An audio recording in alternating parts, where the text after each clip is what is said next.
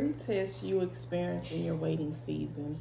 I don't know about you guys, but I'm in a waiting season and I don't have no choice but to wait on God.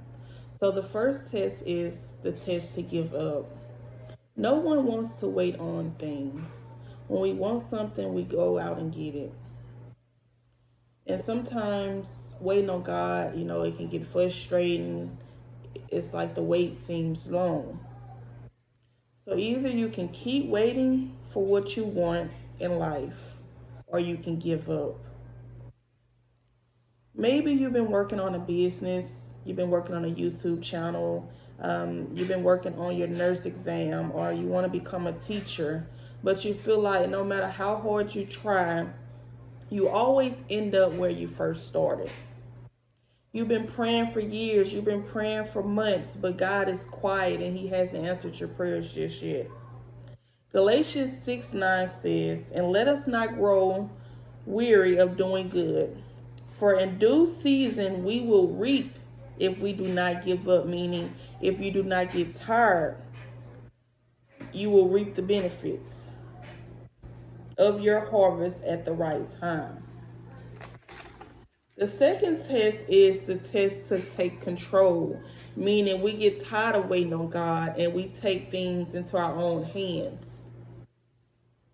And sometimes we reject what God is trying to do in our life because we're trying to rush His plans. And I notice when you try to take control of things that's not a part of God's plan for you, it's not going to last. Different situations are going to start happening. The third test is the test to lose faith. We will be tempted to believe what God can do and will do for us, it won't happen. Waiting seasons can be very quiet, lonely, and you're isolated from everyone. During these times of being in this waiting season, we start to doubt what God has told us. Well, maybe God isn't going to do this for me. Maybe I put myself in a situation and I'm not going to get out of this situation. God is going to work whatever is going on in your life out at the right time. In the waiting season, the test is not for you to wait on what you're asking God for.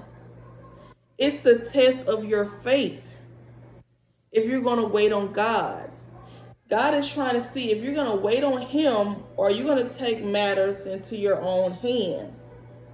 And the enemy tries to confuse you. He tries to create these thoughts in your head that God is not going to take you out of that situation. You can never have what others have. The enemy just wants your faith. You need to strengthen your faith with God. You need to strengthen your walk with God.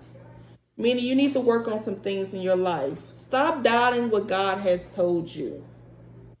Your faith in God unlocks all God power in your life. You gotta have faith. You gotta believe that God is going to do what He said He's going to do for you. And everything is going to happen at God's timing and not your timing. Keep going. Even when it seems like your circumstances are not changing. Keep going. Do not give up. Galatians 6:9 says, "And let us not grow weary of doing good, for in due season we will reap if we do not give up." Everything is going to happen at the right time. Continue to trust in God.